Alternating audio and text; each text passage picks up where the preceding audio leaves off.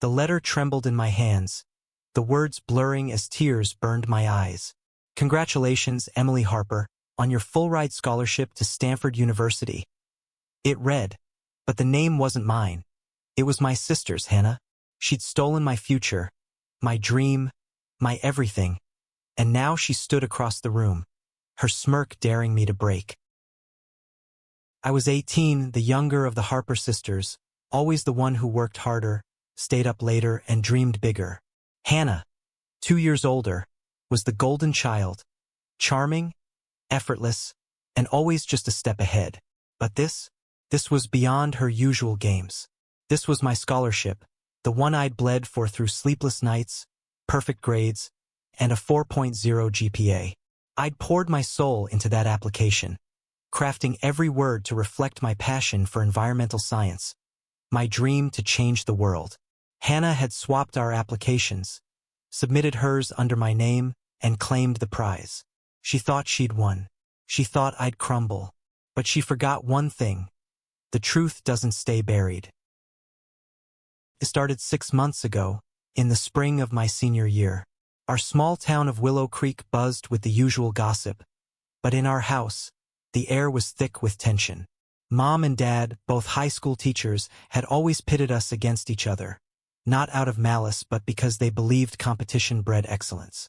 "You're both so bright," Mom would say, her eyes lingering on Hannah's effortless charisma. Dad, quieter, would nod, but his pride always seemed reserved for me, the one who fought for every inch. I didn't mind the pressure, it fueled me. Stanford was my North Star, the full-ride scholarship, my ticket out of Willow Creek's suffocating smallness. The scholarship was brutal to win. It required a 4.0, a perfect SAT score, and an essay that could make a stone cry. I'd spent months on mine, weaving stories of my volunteer work cleaning up the polluted Willow River, tying it to my dream of sustainable ecosystems. Hannah, meanwhile, was coasting through community college. Her grades decent but her ambitions scattered. She'd always been the type to charm her way through life, relying on her quick wit and dimpled smile. I never thought she'd stoop to this. The day I found out, I was unpacking my backpack after school, the Stanford letter tucked inside, unopened.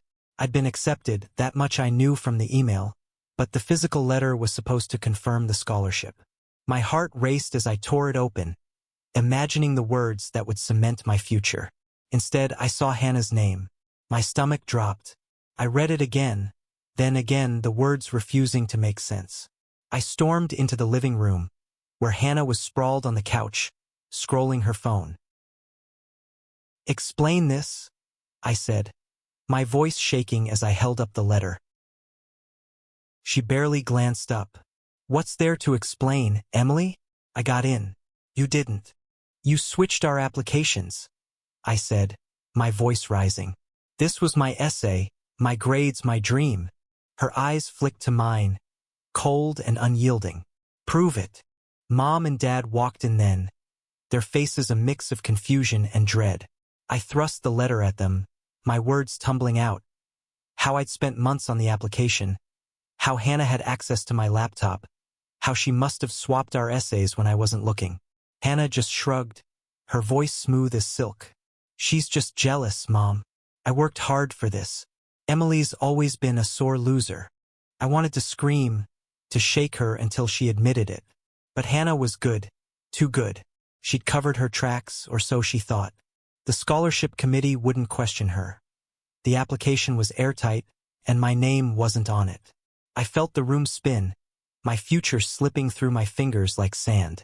Dad's hand rested on my shoulder, heavy with unspoken disappointment. Mom's eyes darted between us, unsure who to believe. That night, I lay awake, replaying every moment. Hannah's smirk, her casual lie, the way she'd always taken what wasn't hers. My clothes, my friends, my parents' attention. But this was different. This was my life. I wasn't going to let her win. Not this time. The next morning, I started digging. If Hannah thought she could erase me, she was wrong. I knew her better than anyone. Her habits, her flaws, her secrets. She was sloppy, always leaving traces of her chaos. I checked her laptop, her email, her files, but found nothing. She'd been careful, but not careful enough. I remembered something. The scholarship required a follow-up interview, and Hannah had to attend it in person next week. She'd have to answer questions about my essay, my passion. She couldn't fake that, could she? I spent the next few days watching her, waiting for a crack in her facade. She was nervous, I could tell. The way she avoided my eyes, the way her laugh was too loud when Mom praised her. She knew she was in over her head, but I needed more than suspicion. I needed proof. Then it hit me, the cloud backup. My laptop automatically saved drafts to a shared drive we both used. If I could find my original application, timestamped before the submission deadline, I could prove it was mine. I logged in, my heart pounding, and scrolled through months of files. There it was, Stanford_Harper.docs, dated 2 weeks before the deadline.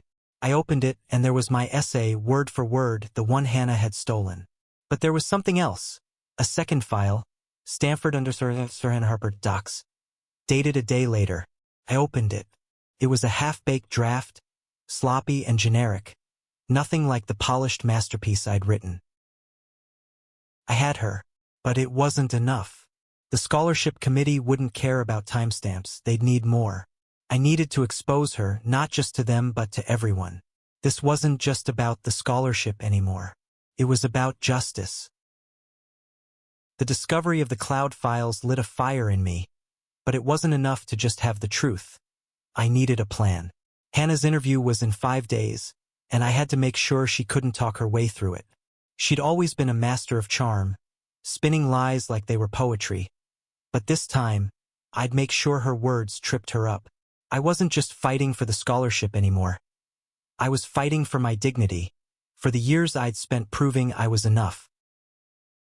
I started by studying the scholarship process. The interview wasn't just a formality, it was a deep dive into the application, designed to test authenticity. The committee would ask about the essay, the experiences behind it, the passion for environmental science that I'd poured into every line. Hannah might have memorized my words, but she didn't live them. She'd never spent a summer knee-deep in the Willow River, scrubbing oil from rocks, or cried over the dead fish we couldn't save. That was my story, not hers. I called the scholarship office, posing as a curious applicant, and asked about the interview process. The coordinator was kind but firm. We asked detailed questions to ensure the applicant's story matches the essay. No one's ever fooled us. My heart raced. This was my chance. If I could get proof to the committee before the interview, they'd see through Hannah's lie. But I had to be strategic. Accusing her outright might backfire. Hannah was too good at playing the victim. I decided to talk to Mom and Dad first. They were the only ones who could force Hannah to confess before it went further. That evening, I sat them down in the kitchen, the cloud files printed out and laid on the table like evidence in a trial. "This is my essay," I said, pointing to the timestamped draft. "And this is Hannah's. She swapped them. She stole my scholarship." Mom's face paled as she read the files. Dad's jaw tightened, his eyes scanning the dates. "Emily, are you sure?"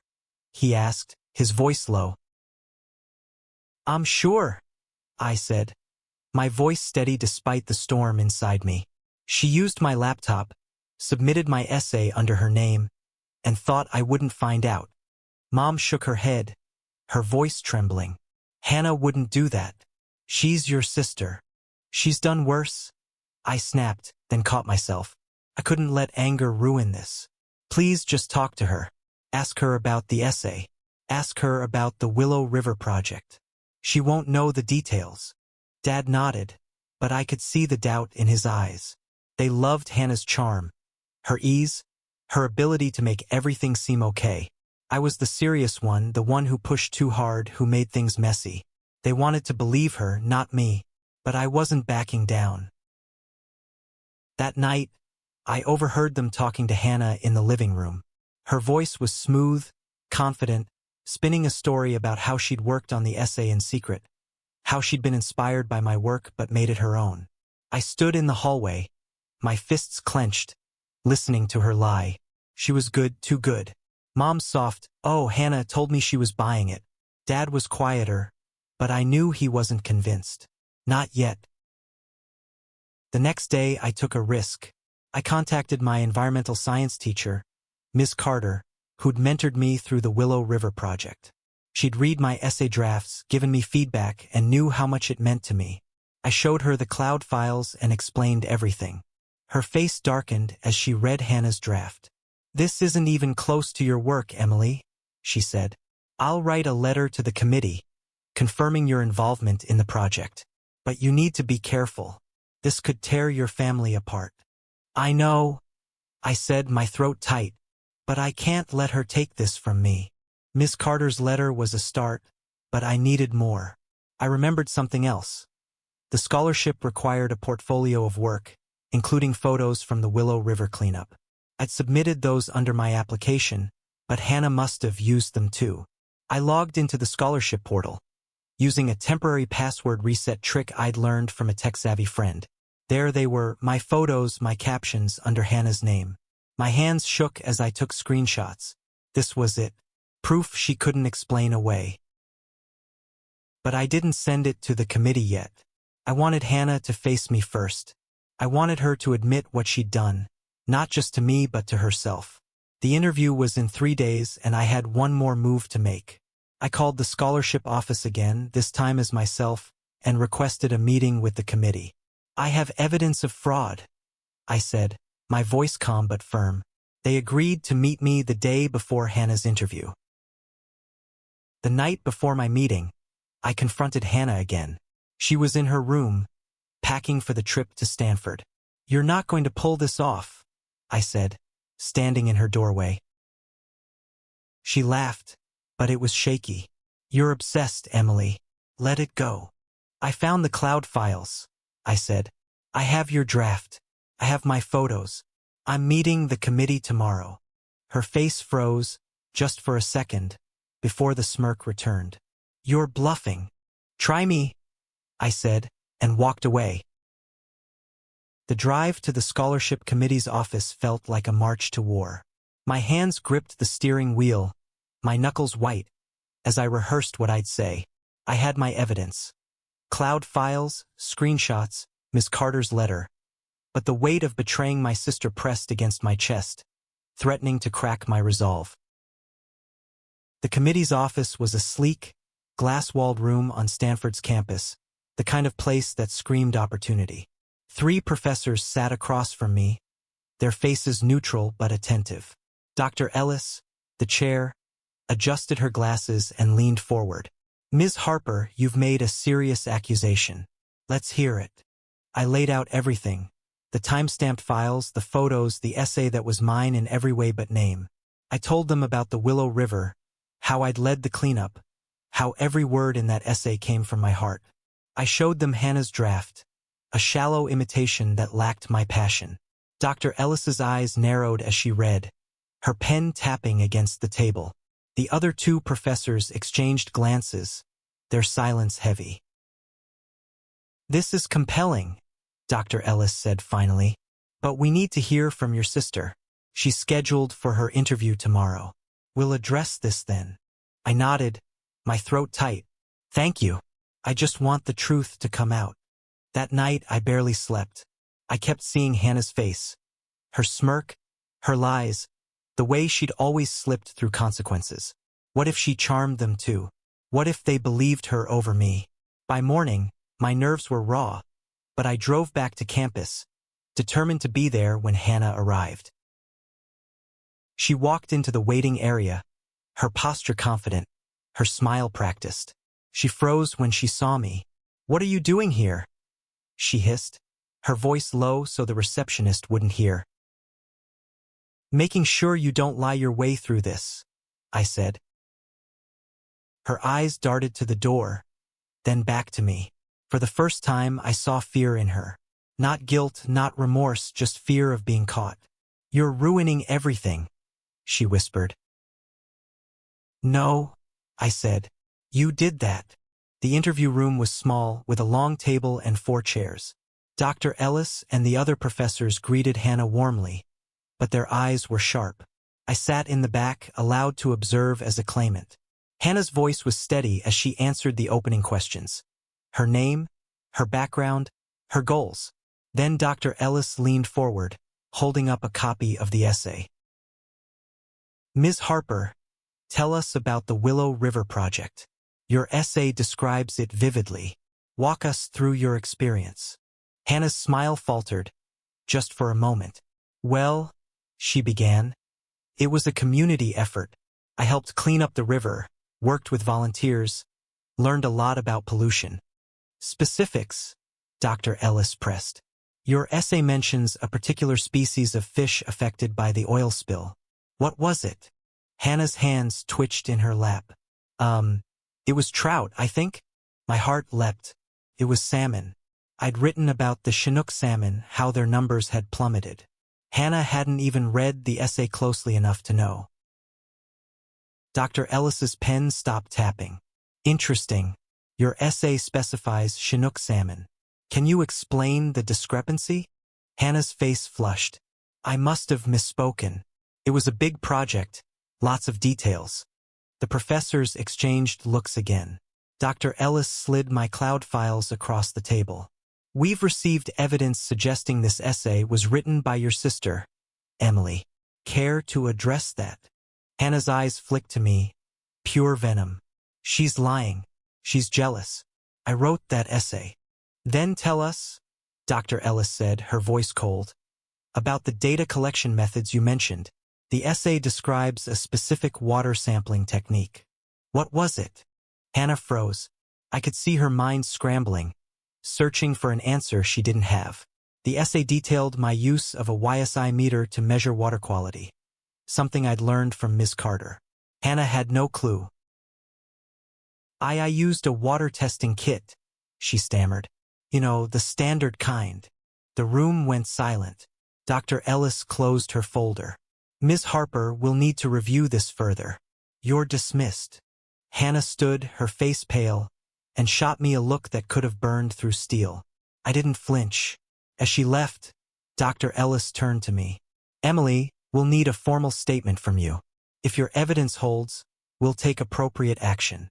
I nodded, my heart pounding with a mix of relief and dread. I'd exposed her, but at what cost? When I got home, Hannah was waiting in the living room, her eyes red from crying. Mom and Dad were there too, their faces drawn. How could you do this? Hannah spat. You're destroying my life. You destroyed mine first, I said, my voice steady. You stole my dream. You always have to win, she shouted. You couldn't just let me have this. Mom stepped between us, her voice breaking. Enough. Both of you. We're a family. We don't do this. But we weren't a family, not anymore. Not after this. The fallout was immediate and brutal. Hannah's outburst in the living room marked the end of any pretense between us. She stormed out, slamming the door so hard the windows rattled, leaving Mom in tears and Dad staring at the floor like he'd lost something irreplaceable. I stood there, the weight of my victory hollow. I'd exposed Hannah, but the cost was a fracture in our family that might never heal. The scholarship committee called 2 days later. Dr. Ellis's voice was calm but firm. After reviewing your evidence and conducting additional checks, we've determined that the application submitted under Hannah Harper's name was fraudulent. The scholarship will be awarded to you, Emily, pending a final interview to confirm your qualifications. I should have felt elated, but all I could muster was a quiet, thank you. The truth had won, but the price was steep. Hannah hadn't spoken to me since the interview, and Mom and Dad were walking on eggshells, caught between pride for me and grief for what Hannah had done. I overheard Mom whispering to Dad late that night, her voice thick with worry. How did we miss this? How did we let it get this far? I wanted answers too. Why had Hannah done it? Jealousy? Desperation? Or was it just because she could? I'd always known she resented my drive, the way I pushed myself to outshine her shadow. But stealing my scholarship wasn't just a prank. It was a betrayal that cut deeper than anything she'd done before. I tried to focus on the upcoming interview, my chance to finally claim what was mine. I spent hours preparing, rereading my essay, practicing answers to every possible question. I wasn't going to let nerves or doubt steal this from me. But every time I closed my eyes, I saw Hannah's face. Her fear, her anger, the way she'd looked at me like I was the villain. The interview was a blur of questions about my passion, my goals, my work on the Willow River. I spoke from the heart, my voice steady despite the ache in my chest. The professors nodded, their smiles warm, and when Dr. Ellis shook my hand, she said, "You're exactly the kind of student we want at Stanford, Emily. Congratulations." I drove home in a daze, the weight of the scholarship finally mine. But when I walked into the house, Hannah was there, sitting at the kitchen table, her eyes red and puffy. Mom and Dad were gone, probably giving us space to sort out the mess they couldn't fix. "You happy now?" Hannah asked, her voice raw. "You got what you wanted." I sat across from her, searching for the sister I used to know, the one who'd braided my hair when I was 10, who'd laughed with me over stupid jokes. She was gone, replaced by this stranger who'd tried to erase me. "Why, Hannah?" I asked. "Why did you do it?" She looked away, her jaw tight. "You don't get it, do you? You're always so perfect. Emily, the straight-A student, the one Mom and Dad brag about. I was supposed to be the star, but you kept taking it from me." "That's not true," I said, my voice shaking. "I worked for everything I have. You could have too." "I tried," she snapped. "But it's never enough. Not next to you. I saw your essay, and I wanted to feel like I could win for once." Her words hit like a punch. I'd never seen her vulnerability before, not like this. But it didn't excuse what she'd done. "You didn't just take my essay," I said. "You took my future. You lied to everyone." "I know," she whispered, tears spilling down her cheeks. "I'm sorry, Emily. I didn't think it would go this far." I wanted to believe her, but the hurt was too raw. "Sorry doesn't fix this," I said. "You need to make this right." She nodded, wiping her face. "What do you want me to do?" I didn't have an answer, not yet. Part of me wanted her to confess publicly, to face the consequences of her lie. But another part, the part that still loved her despite everything, wanted to find a way to move forward. I stood up, my voice steady. "Figure out how to live with what you've done. I'm done carrying it for you." The next few weeks were a whirlwind. I accepted the scholarship, started planning for Stanford, and tried to ignore the tension at home. Hannah moved out, crashing with a friend while she figured things out. Mom and Dad tried to bridge the gap, but their words felt hollow. They were proud of me, they said, but I could see the grief in their eyes, for Hannah, for the family we used to be. I threw myself into preparing for college, but the victory felt bittersweet. I'd won, but at what cost? The truth had set me free, but it had also broken something I wasn't sure we could ever fix. Stanford's campus was everything I dreamed of.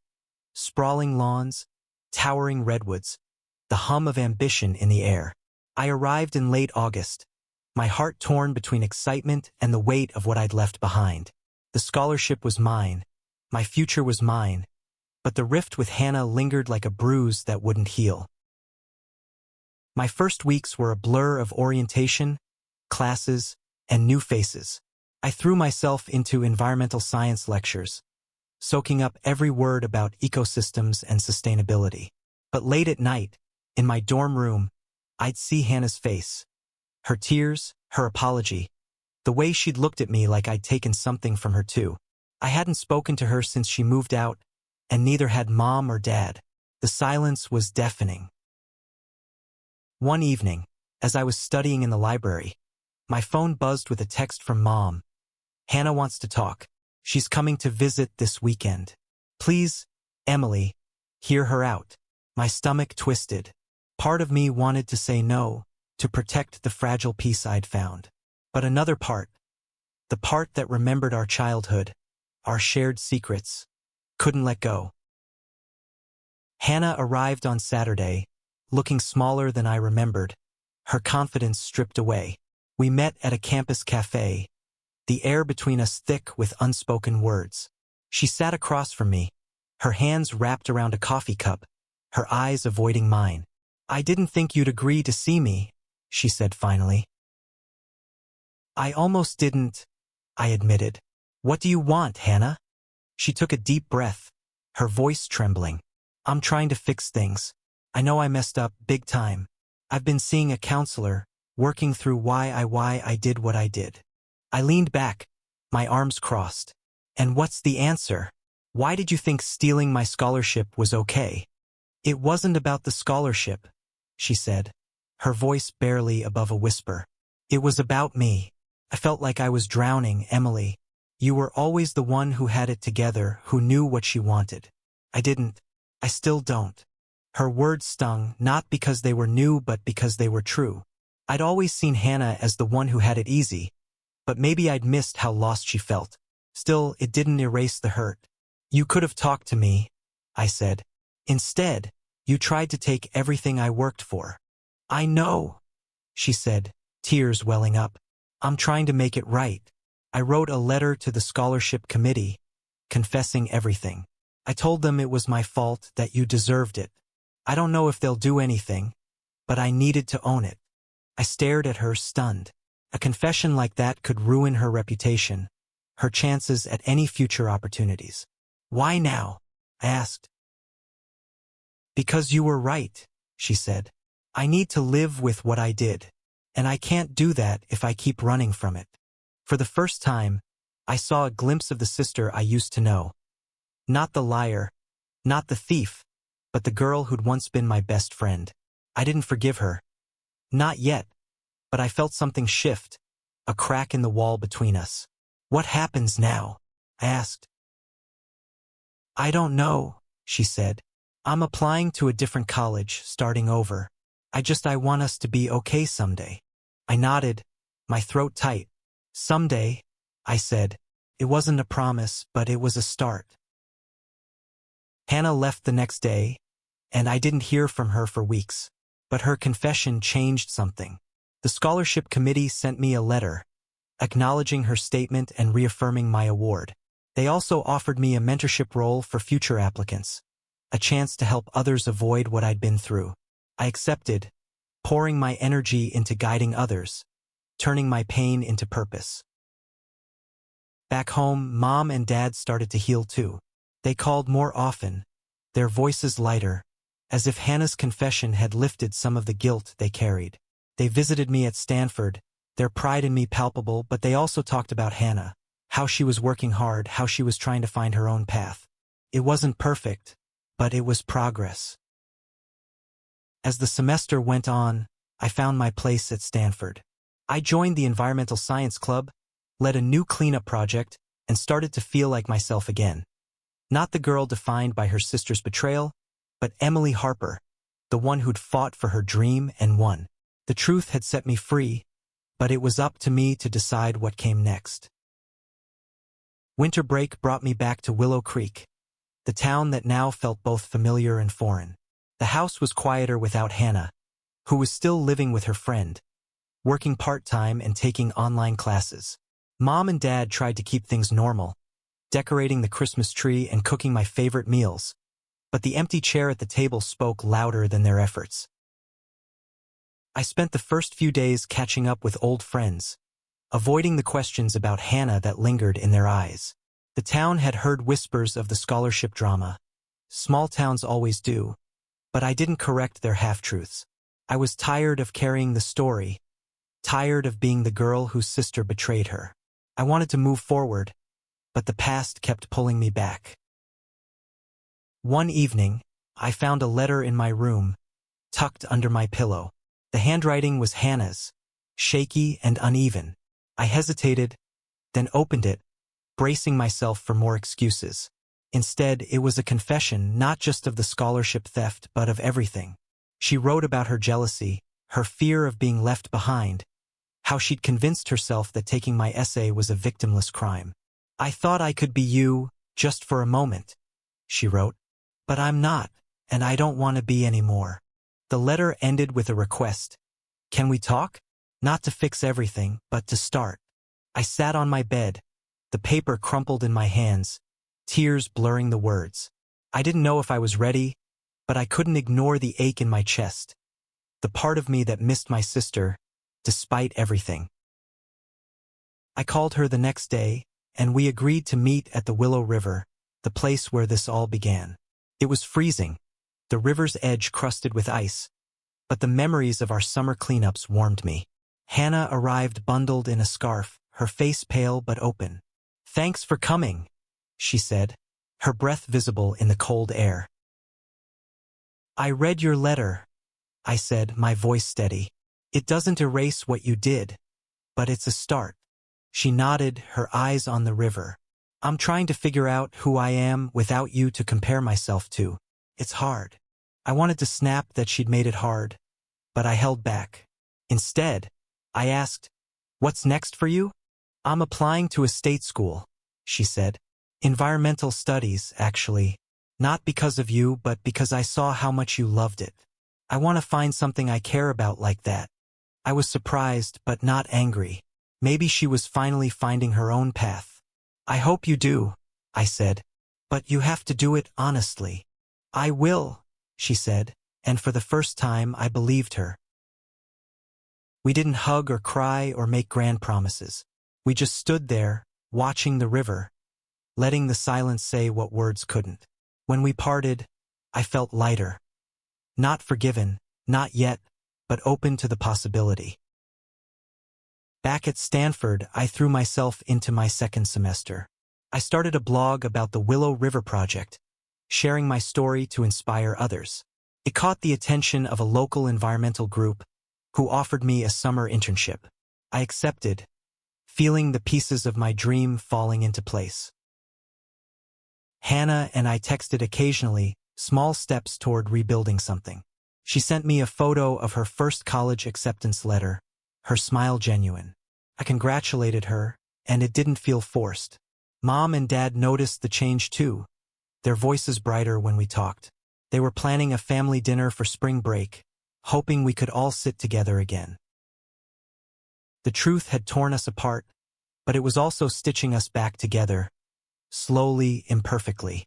I didn't know if Hannah and I would ever be as close as we once were, but I was starting to believe we could be something new. Sisters who'd faced the worst and chosen to keep going.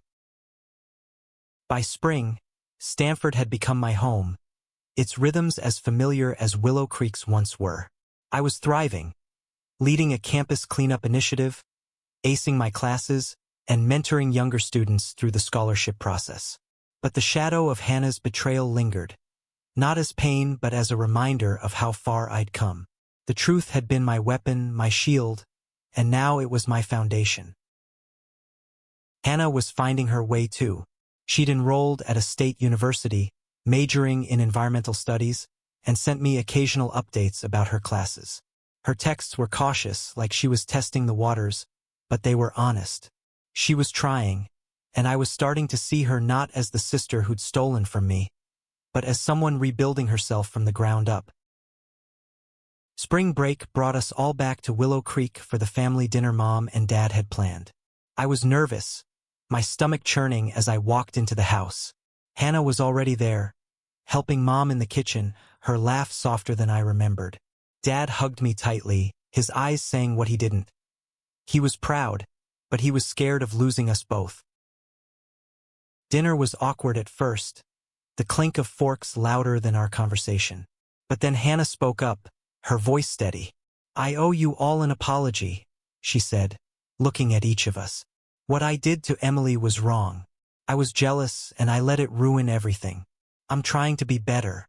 Mom's eyes filled with tears, and Dad reached for her hand.